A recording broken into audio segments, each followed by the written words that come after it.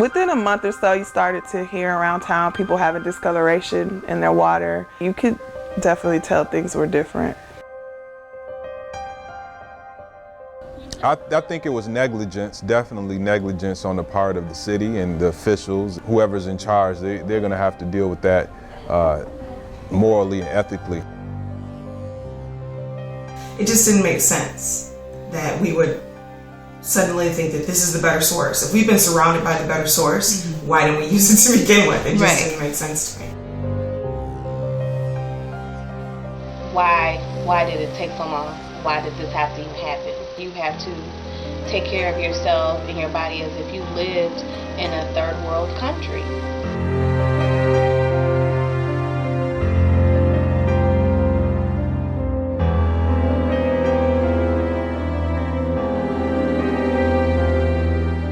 This has been a tragic situation that probably could have been prevented.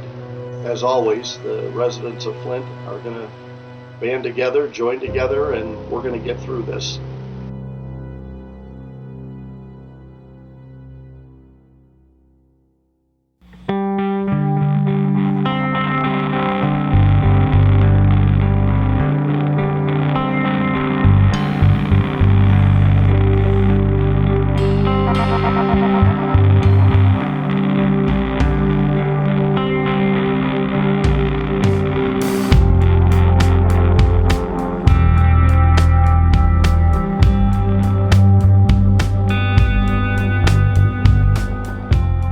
The water crisis started in 2014, shortly after the water was switched from the Detroit supply to the Flint supply.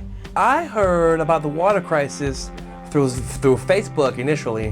One of my friends had posted a picture of some brown, rusty colored water that he had recently gotten from his faucet. This was in June of 2014, which was almost 1 year before it was recognized internationally as in water crisis in the city. One little girl in particular I could think of complained of a stomach ache every single day.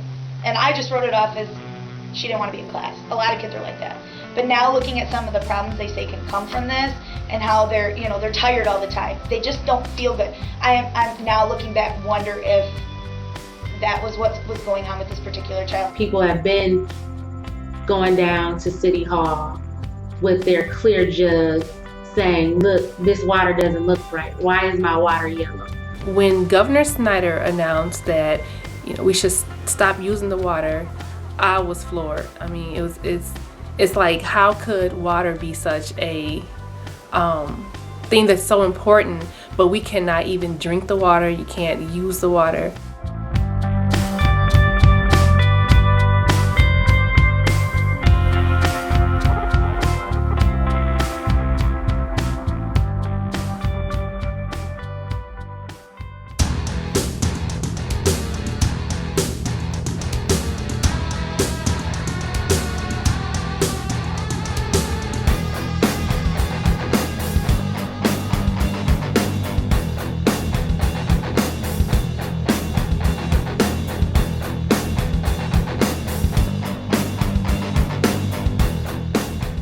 Was I shocked that it went national? Once the truth came out, no, I was not, because this is not natural for individuals in the United States of America not to be able to use their water. It's a basic need and it's a basic necessity that we have. It didn't make sense for all of a sudden there be this urgency to switch to Flint water.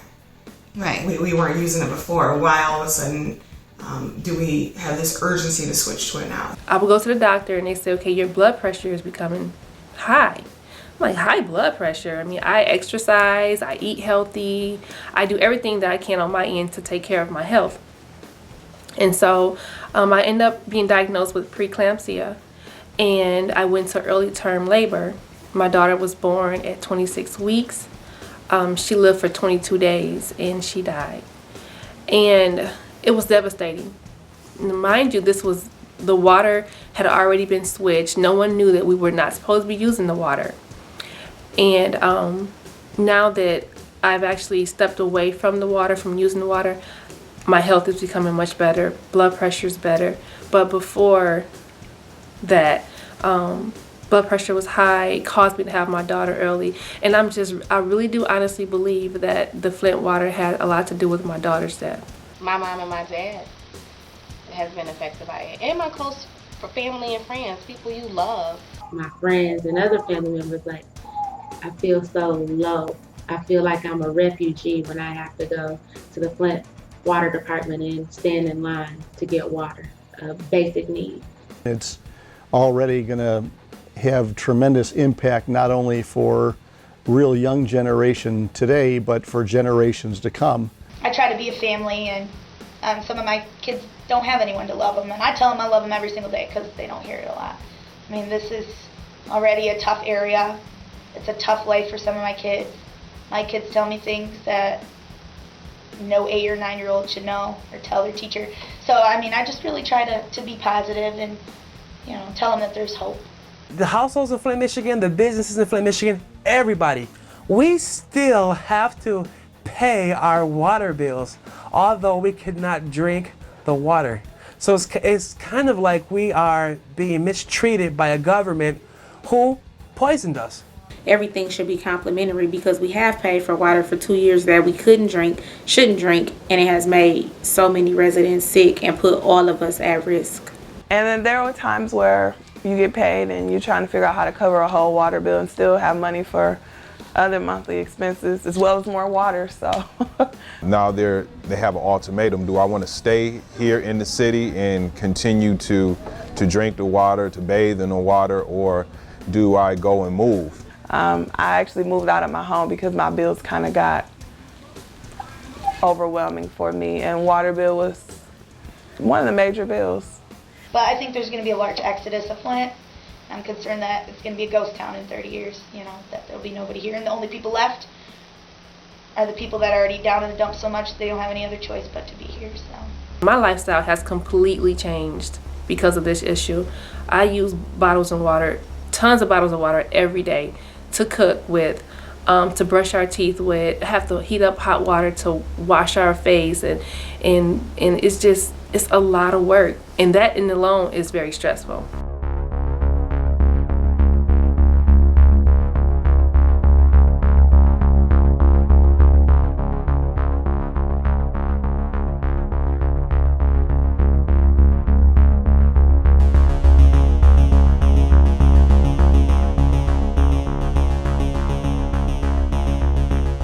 We have to always make sure that we have cases of water on stock in our home, just to so we can cook our things. Right here, as you can see, is the collection of water. We have them stacked here, and just these two areas that I've showed. So it's inconvenient in the sense that we have to go to the churches and the Red Cross to pick up water. Maybe, I want to say 3 times per week.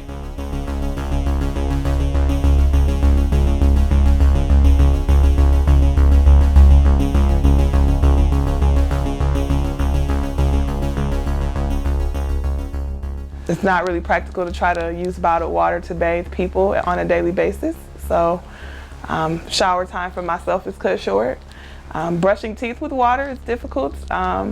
If you like warm water, you have to warm up your bottled water. It's not the same as being able to turn on your faucet, and also having a toddler try to brush his teeth with bottled water is not very practical. This is a huge deal as an educator. Not only thinking about the health of the kids, I'm thinking about the emotional stability of these children, the mental capacity of these children. It's a major issue that we cannot ignore. this is what they're going to have to deal with for the rest of their life. They're going to have to deal with how it affects their brain, their body, and to see their city go down the toilet, essentially go down the pipe. Their test scores are going to be traumatically low. They're going to be getting diagnosed with all sorts of things going on. They'll be on more meds. It'll be more behavior issues. It'll be bad too for teachers. It'll be bad for parents. A lot of people are coming together to try to make the thing work, both in the school system and around the neighborhoods and government, in the city of Flint, in the state of Michigan, Genesee County. And so there's a lot happening right now that's positive, that's good. Downtown still has a positive vibe, and everybody down here is is amazing. The businesses are awesome. There's lots to do. There's lots to eat. There's places to go. There's things to do, especially here at the farmers market.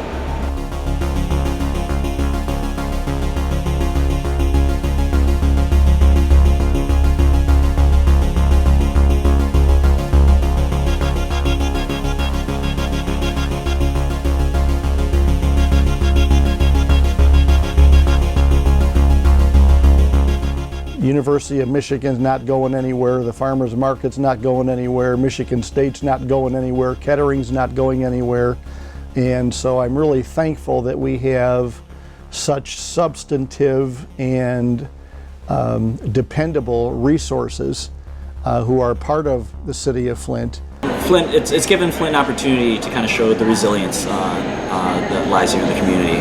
You know, we're really gritty people here, and we've been through these kinds of things before, and you know, the community has really banded together, and you know, all our strengths and everything are just on showcase, I think, throughout it all. And it's been really interesting to see and talk to all the you know, the people from out of town that are here to cover these stories and everything, and you know, they were pleasantly surprised to see everything that we do have going on here. There's a lot of diversity, a lot of really great things, and you know, a lot of really great businesses as well too. And it's something that they didn't expect, because all they knew of Flint were, like, you know, the really bad headlines and all the negativity. So I think if anything good can come out of it, just with how you know, the focus has been put on Flint so much, it also gives us an opportunity to really showcase, like, you know, how wonderful the town this is.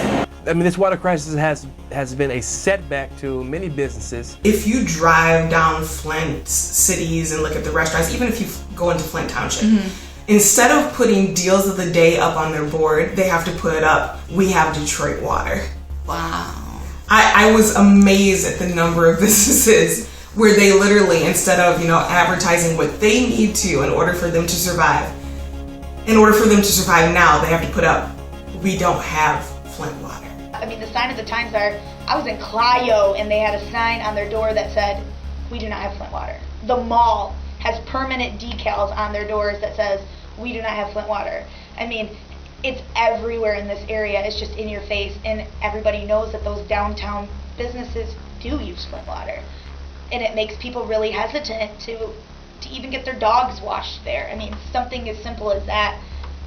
You don't want to be in contact with this water. You don't want to be a burden on these companies, because you know you want to, you know, support them in some way, but you have to, it's in the back of your mind. Like, are they cooking with this water?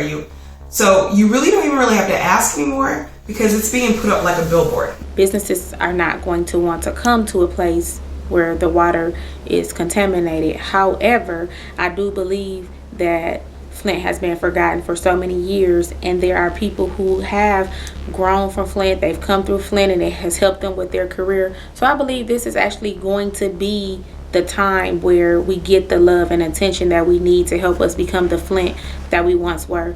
Flint is a stone, and a stone is resilient. You can't break a stone. So I think it's going to take time, but I don't think this will break us. It was meant to break us, but Flint stones aren't meant to break. We're resilient. So although I'm outside of the city of Flint, a group of friends and I have began the Flint Leadership Collective. It's the same group that brought you #LunchBagFlint, which is an initiative to help feed the hungry in Flint and Genesee County. So the Flint Leadership Collective, in lieu of this crisis, decided to come together, and our initiative is basically beyond the bottles, because the Flint water crisis, water bottles and bottled water is the big thing now for celebrities to give the water bottles, and people and organizations to donate the water bottle, and that is fantastic. Flint needs the water bottle. We need water. We need water. Everybody wants to donate water, but they're not fixing the problem. We can donate water, but in a year, no one's going to care about my kids anymore. No one.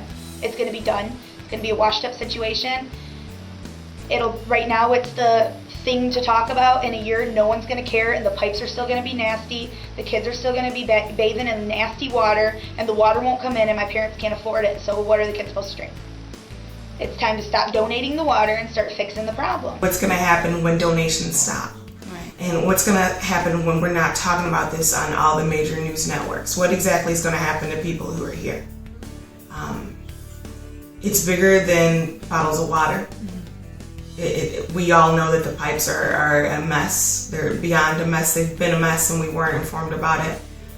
So what's the plan to fix it? Because I don't think there's a plan. A water crisis like this is like a third world situation that Flint is going through. So you can't go anywhere else but up. So, you know, the citizens, there is hope, there is light at the end of the tunnel. In the midst of all of this, there seems to be a new sense of camaraderie, a new sense of fellowship together in the city. People looking after each other, helping each other out, carrying water, making sure their neighbors have water. The Flint residents, I know we're strong, I know we're resilient, and I know we're willing to fight this battle as long as we have to, so that our children can actually have a better life and experience here. For the Flint residents, just stay strong. Let's stick together. Flint has a rich history, man, and you know, Flint can bounce back. You know, the people here are strong, but you know, we have to. The news, the media, the people in Flint, we can't keep perpetuating that that negative stereotype about Flint.